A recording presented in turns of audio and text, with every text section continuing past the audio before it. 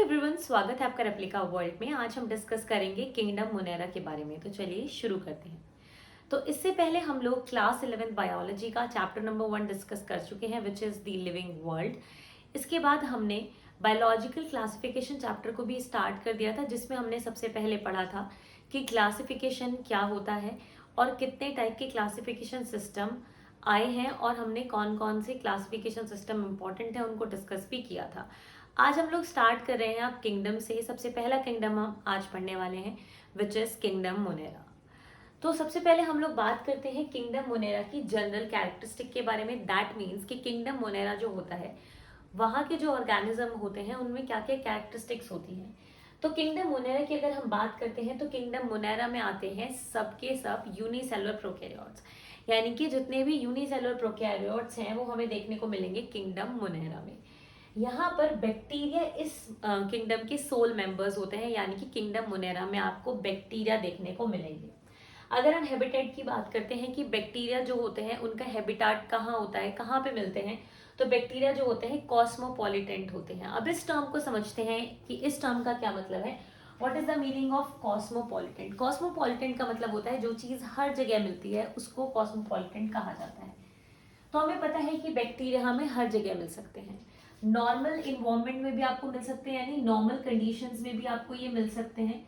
जहाँ पर हम रहते हैं वहाँ पर नॉर्मल कंडीशन में भी ये आपको मिल सकते हैं। इसके अलावा ये एक्सट्रीम कंडीशंस में भी मिल सकते हैं, यानी जहाँ पर कोई नहीं रह सकता वहाँ पर भी बैक्टीरिया रह सकते हैं। तो नॉर्मल कंडीशन के साथ साथ एक्सट्रीम कंडीशंस में भी बैक्टीरिया हमें देखने को मिल सकते हैं।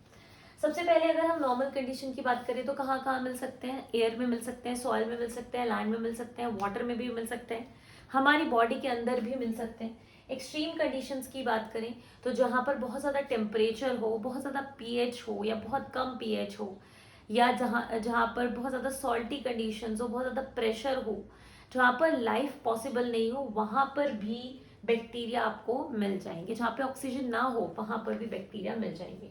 इसलिए कहा जाता है कि बैक्टीरिया कैसे होते हैं? सर्वव्यापी होते हैं, यानी कि कॉस्मोपॉलिटेंट होते हैं।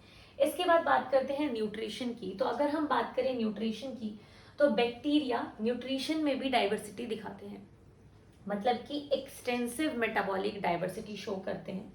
एक्सटेंसिव मेटाबॉलिक डाइवर्सिटी का मतलब ये है कि बैक्टीरिया जो है ऑटोट्रॉफिक भी हो सकते हैं, मतलब अपना खाना खुद भी बना सकते हैं। ठीक है। इसके अलावा हेट्रोट्रॉफिक भी हो सकते हैं, यानी खाने के लिए दूसरे पर डिपेंडेंट भी हो सकते हैं। अब यहाँ पर ऑटोट्रॉफिक में वो कीमोसिंथेटिक ऑटोट्रॉफ्स भी हो सकते हैं, फोटोसिंथेटिक ऑटोट्रॉफ्स भी हो सकते हैं। हेट्रोट्रॉफिक में अगर बात करें तो वो पैरासाइट्स भी हो सकते हैं, इसके अलावा सिम्बायोंट भी हो सकते हैं, या फिर वो पैरासिटिक भी हो सकते हैं, या फिर सेप्रोफिटिक भी हो सकते हैं। तो सेप्रोफिटिक, सिम्बायोटिक या पैरासिटिक तीनों में से कुछ भी हो सकते हैं। आगे चल के हम इन सभी चीज़ों के बारे में सेपरेटली बात करेंगे। इसके बाद हम बात करते हैं टाइप्स की, टाइप्स ऑफ बैक्टीरिया की। तो ब्रॉडली हम बैक्टीरिया को दो कैटेगरीज में डिवाइड कर सकते हैं।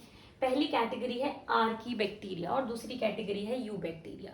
अगर हम बात करते हैं आर्की बैक्टीरिया की, तो आर्की बैक्टीरिया में वो बैक्टीरिया आते हैं जो कि आपको एक्सट्रीम कंडीशंस में मिलेंगे। एक्सट्रीम कंडीशंस का मतलब क्या? जहाँ पर ज़्यादा सॉल्ट हो वहाँ पर आपको मिल जाएंगे, जैसे कि हेलोफाइल्स। ये आपको ज़्यादा टेम्परेचर वाली कंडीशन, लो पीएच वाली कंडीशन में मिल सकते हैं, जिनको बोलते हैं थर्मो एसिडोफाइल्स। इसके अलावा ये आपको ऑर्गेनिजम्स के गट में मिल जाएंगे, जहाँ पे ये मीथेन प्रोड्यूस करते हैं, जिनको बोलते हैं मिथेनोजेंस। तो इस तरीके से आर्की बैक्टीरिया होते हैं। इसके बाद बात करते हैं अगर यू बैक्टीरिया की, तो यू बैक्टीरिया जो होते हैं वो उनको ट्रू बैक्टीरिया कहा जाता है। नॉर्मल कंडीशंस में ये मिलते हैं, यानी मीजोफिलिक बैक्टीरिया ये होते हैं। यहाँ पर यू बैक्टीरिया में फोटोसिंथेटिक ऑटोट्रॉफ्स होते हैं, यानी जो फोटोसिंथेसिस करते हैं, यानी कि सनलाइट का यूज करके अपने फूड को बनाते हैं। कीमोसिंथेटिक ऑटोट्रॉफ्स भी आते हैं जो कि इनऑर्गेनिक केमिकल्स का यूज करके एनर्जी जनरेट करते हैं, यानी एटीपी बनाते हैं।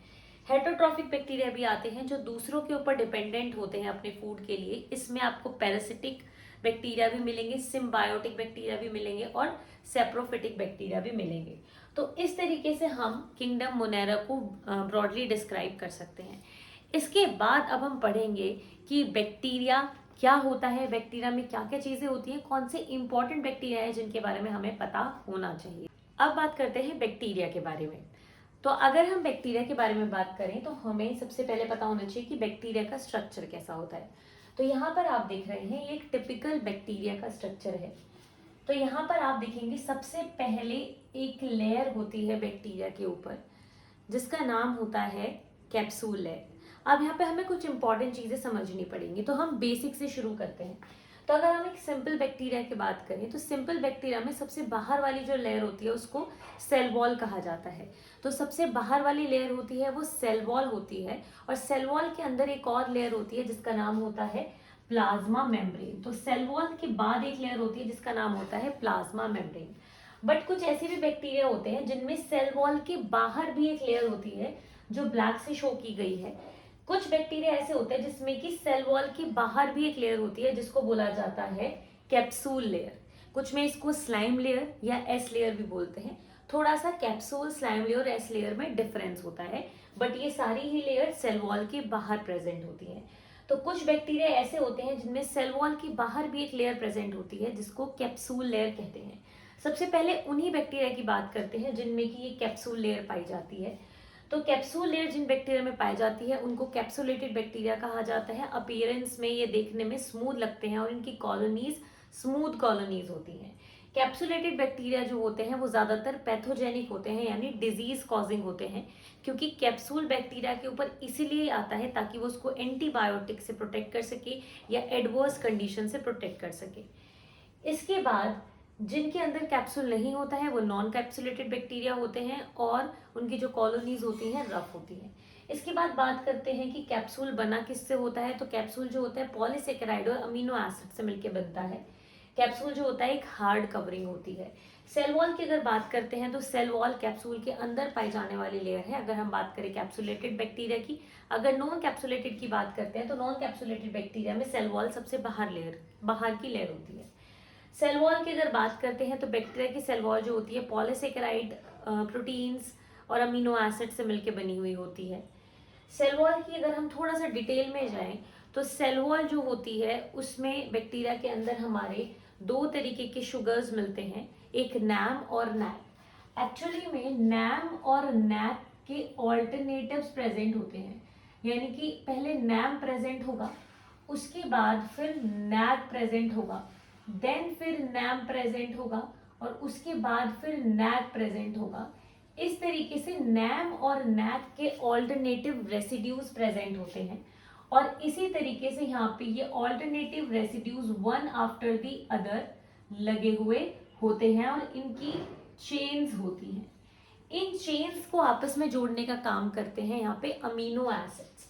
तो यहाँ पर इन चेन्स के साथ साथ रेसिड्यूज के साथ अमीनो एसिड्स भी अटैच होते हैं। 4 अमीनो एसिड्स भी अटैच होते हैं। इस तरीके से 4 अमीनो एसिड्स भी अटैच होते हैं और ये जो अमीनो एसिड्स होते हैं इनके बीच में क्रॉस ब्रिज बनता है। तो यहाँ पे क्या होता है, नैम नैक के रेसिड्यूज प्रेजेंट होते हैं और अमीनो एसिड्स की चेन प्रेजेंट होती है, अमीनो एसिड्स की चेन प्रेजेंट होती है और इन अमीनो एसिड चेन्स के बीच में क्रॉस लिंक होते हैं और इन क्रॉस लिंक की हेल्प से ही जो एक कह सकते हैं ब्रांच होती है या एक लेयर होती है वो दूसरी लेयर से कनेक्ट होती है नैम नैक की। तो इस तरीके से यहाँ पर जो बैक्टीरिया की सेल वॉल होती है वो होती है। अगर आप इसको और डिटेल में पढ़ना चाहते हैं तो चैनल पर मैंने ये ऑलरेडी कवर किया हुआ है, जिसका लिंक आपको डिस्क्रिप्शन मिल जाएगा, वहां से जाके देख सकते हैं। अब अगर हम सेल वॉल की बात कर ही रहे हैं तो एक और इम्पॉर्टेंट टॉपिक है जिसके बारे में हमें बात करनी चाहिए, वो है gram positive bacteria and gram negative bacteria. Actually में एक स्पेशल टाइप की स्टेनिंग होती है जिसको ग्राम स्टेनिंग कहा जाता है। जब ग्राम स्टेनिंग करते हैं तो उसमें कुछ बैक्टीरिया ग्राम स्टेन को लेते हैं, कुछ नहीं लेते हैं। तो जो ग्राम स्टेन को ले लेते हैं उनको ग्राम पॉजिटिव बैक्टीरिया कहते हैं, जो कि माइक्रोस्कोप में आपको वायलेट कलर के दिखाई देंगे या पर्पल कलर के दिखाई देंगे। जबकि कुछ बैक्टीरिया ऐसे होते हैं जो इस स्टेन को नहीं लेते हैं, वो रेड या पिंक कलर के आपको दिखाई देंगे। तो जो पर्पल कलर के या वायलेट कलर के दिखाई देते हैं उनको ग्राम पॉजिटिव बैक्टीरिया कहते हैं। जो कि आपको पिंक या रेड कलर के दिखाई देंगे उनको ग्राम नेगेटिव बैक्टीरिया कहते हैं। ग्राम पॉजिटिव बैक्टीरिया की जो सेल वॉल होती है वो थिक होती है as compared to the gram negative bacteria. तो ग्राम पॉजिटिव बैक्टीरिया की जो सेल वॉल होती है थिक होती है और उसमें टिकोइक एसिड के रेजिड्यूज मिलते हैं। और ये खास बात होती है ग्राम पॉजिटिव बैक्टीरिया की सेल वॉल की। ग्राम नेगेटिव बैक्टीरिया की बात करें तो इनकी सेल वॉल थिन होती है और सेल वॉल के बाहर लिपोपॉलीसेकेराइड मिलता है। यहाँ पर हम ग्राम पॉजिटिव बैक्टीरिया की अगर बात करते हैं तो इसका एग्जाम्पल है जैसे कि बैसिलस बैक्टीरिया हो गया, स्ट्रेप्टोबैसिलस, स्टेफाइलोकोकस। इसके अलावा अगर हम बात करते हैं ग्राम नेगेटिव बैक्टीरिया की, तो ये जो बैक्टीरिया होते हैं ज़्यादातर डिजीज कॉजिंग होते हैं, जैसे कि आपको मिल जाएंगे विब्रियो कॉलेरा या फिर निमोनिया बैक्टीरिया। तो इस्चेरिशिया कोलाई ये भी क्या है, ग्राम नेगेटिव बैक्टीरिया है।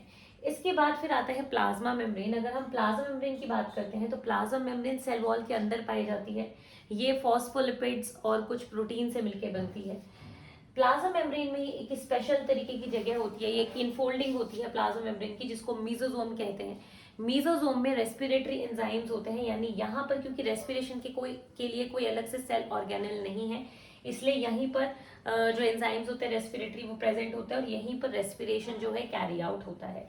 इसके अलावा अगर हम और बात करें तो यहाँ पर जेनेटिक मटेरियल मिलता है बैक्टीरिया का। जो बैक्टीरिया का जेनेटिक मटेरियल होता है, क्योंकि बैक्टीरियल सेल जो होता है प्रोकैरियोटिक होता है, इसलिए जो इसका जेनेटिक मटेरियल होता है वो किसी न्यूक्लियस के अंदर ना होकर ऐसे ही साइटोप्लाज्म में पड़ा हुआ होता है। और यहाँ पर इसके साथ कुछ प्रोटीन्स भी एसोसिएटेड होती हैं। ये प्रोटीन्स हालांकि नॉन हिस्टोन प्रोटीन्स होती हैं, यानी हिस्टोन प्रोटीन नहीं, नॉन हिस्टोन प्रोटीन्स ये होती हैं। ये जो इसका डीएनए होता है इसको हम न्यूक्लियोइड कहते हैं। इसके अलावा यहाँ पे साइटोप्लाज्म होता है, बहुत सारे राइबोसोम एक साथ पेयर अप होते हैं और पॉलीजोम कहलाते हैं।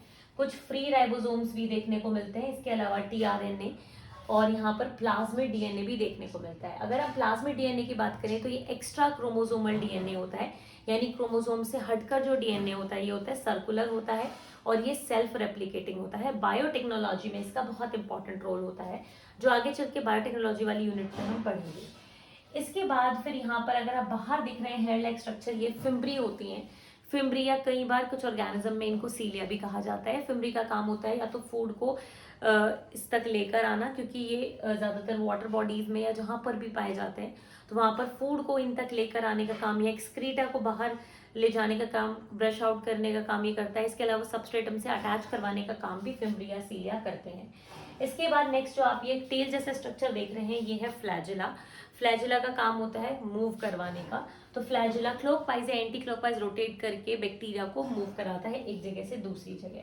तो इस तरीके से ये तो बात हो जाती है स्ट्रक्चर ऑफ बैक्टीरिया की। अब हम बात करते हैं शेप ऑफ बैक्टीरिया की, यानी कि बैक्टीरिया कितनी तरीके के शेप्स में पाए जाते हैं। सबसे पहले एक शेप आती है बैक्टीरिया की which is known as cocci या कोकस। तो यहाँ पे कोकस या कोकाई बैक्टीरिया जो होते हैं वो सर्कुलर होते हैं शेप में। ये अकेले भी मिल सकते हैं, अगर अकेले मिलेंगे तो इनको बोलेंगे मोनोकोकस। अगर दो कोकाई बैक्टीरिया एक साथ होंगे तो उनको बोलेंगे डिप्लोकोकस। अगर बैक्टीरिया जो है कोकाई होंगे और वो एक चेन की फॉर्म में मिलेंगे तो इनको हम बोलेंगे स्ट्रेप्टोकोकस। अगर ये ग्रेप्स की तरह बंच की फॉर्म में मिलेंगे तो इनको बोलेंगे स्टेफाइलोकोकस। तो इस तरीके से monococcus, diplococcus, Streptococcus and staphylococcus. यहाँ पे कोकस बैक्टीरिया के बहुत सारे आपको एग्जाम्पल्स मिल जाएंगे। सेकेंड बात करते हैं बेसिलस की। बेसिलस बैक्टीरिया जो होते हैं वो रॉड शेप के बैक्टीरिया होते हैं, जैसे कि आप यहाँ पर देख पा रहे हैं। बेसिलस में मोनो बेसिलस भी हो सकते हैं, यानी एक बेसिलस भी हो सकता है। डिप्लो बेसिलस यानी दो बेसिलस एक साथ भी हो सकते हैं, या फिर स्ट्रेप्टो बेसिलस भी हो सकते हैं, यानी बेसिलस की चेन भी हो सकती है। बेसिलस का एक बहुत ही फेमस एग्जाम्पल है लैक्टोबैसिलस। इसके बाद विब्रियो बैक्टीरिया की बात करते हैं। विब्रियो बैक्टीरिया जो होते हैं कॉमा शेप के होते हैं, जैसे कि आप देख पा रहे हैं, ठीक है। जैसे इसका बहुत ही फेमस एग्जाम्पल है विब्रियो कॉलरी। स्पाइरल बैक्टीरिया की बात करें तो ये स्पाइरल शेप के होते हैं, कुछ इस तरीके से ये होते हैं और यहाँ पर आपको इनमें फ्लैजिला जरूर देखने को मिलते हैं। इसका एग्जाम्पल है स्पाइरलम ही इसका एग्जाम्पल है। इसके बाद स्पाइरोकीट्स भी इसी में आते हैं।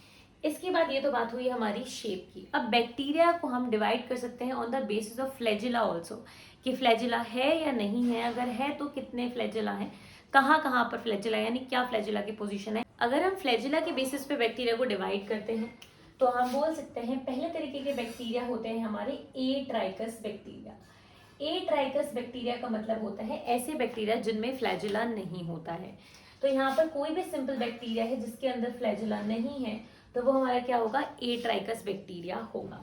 इसके बाद दूसरे तरीके के बैक्टीरिया होते हैं जिनको हम बोलते हैं मोनोट्राइकस बैक्टीरिया। तो मोनोट्राइकस बैक्टीरिया कौन से बैक्टीरिया होते हैं? मोनोट्राइकस बैक्टीरिया वो होते हैं जिनमें एक फ्लैजेला होता है, एक साइड। तो यहाँ पर ये जो हमने बैक्टीरिया बनाया हुआ है ये है मोनोट्राइकस बैक्टीरिया, क्योंकि इसमें एक फ्लैजेला है, एक ही साइड। तो ये हमारा हो जाता है मोनोट्राइकस। इसके बाद तीसरे तरीके के हमारे आते हैं विच इज एम्फीट्राइकस, एम्फीट्राइकस। और चौथे तरीके के हमारे आते हैं लोफोट्राइकस। और एक हमारे लास्ट जो तरीके के आते हैं वो आते हैं पेरीट्राइकस। अब इनको एक एक करके हम समझ सकते हैं। सबसे पहले हम बात करते हैं कि लोफोट्राइकस कौन से होते हैं। तो लोफोट्राइकस की अगर हम बात करते हैं, हमने मोनोट्राइकस के बारे में बात कर ली कि एक साइड एक फ्लैजेला होता है, इसको बोलते हैं मोनोट्राइकस। लोफोट्राइकस में क्या होता है? एक साइड बंच ऑफ फ्लैजेला होता है, मतलब ग्रुप ऑफ फ्लैजेला होता है एक साइड, इसको बोलते हैं लोफोट्राइकस। अगर हम बात करें एम्फीट्राइकस, तो एम्फीट्राइकस में क्या होता है? दोनों साइड फ्लैजेला होगा, या तो एक एक फ्लैजेला होगा या दोनों ही साइड ग्रुप ऑफ फ्लैजेला होगा, वो डिपेंड करता है। तो एम्फीट्राइकस होगा जब दोनों साइड फ्लैजेला होंगे, सिंगल फ्लैजेला भी हो सकता है दोनों साइड, ग्रुप ऑफ फ्लैजेला भी हो सकते हैं। जबकि लोफोट्राइकस क्या होगा? एक ही साइड ग्रुप ऑफ फ्लैजेला होंगे। पेरीट्राइकस की बात करें तो पेरीट्राइकस में पूरी बॉडी पर ही फ्लैजेला होंगे, इसको बोलेंगे पेरीट्राइकस। तो इस तरीके से हम फ्लैजिलेशन के बेसिस पे 5 तरीके के बैक्टीरिया के बारे में बात कर सकते हैं। एट्राइकस जिनमें कोई भी फ्लैजेला ना हो, मोनोट्राइकस एक साइड एक फ्लैजेला हो, एम्फीट्राइकस जिसमें दोनों साइड फ्लैजेला हो, लोफोट्राइकस जिसमें एक साइड बंच ऑफ फ्लैजेला हो, पेरीट्राइकस जिसमें पूरी बॉडी पर फ्लैजेला हो। तो इस तरीके से ये हमने देखा कि किस तरीके से बैक्टीरिया की जनरल कैरेक्टरिस्टिक होती है, बैक्टीरिया में क्या क्या चीजें होती है और कितने टाइप के बैक्टीरिया होते हैं। इससे अगले वाली वीडियो में हम बात करेंगे आर्की बैक्टीरिया और यू बैक्टीरिया के बारे में। तो आज के लिए सिर्फ इतना ही। मैं उम्मीद करती हूँ वीडियो आपको अच्छी लगी होगी। अच्छी लगी तो लाइक जरूर करें, शेयर करें और एप्लीकेबल को सब्सक्राइब करें।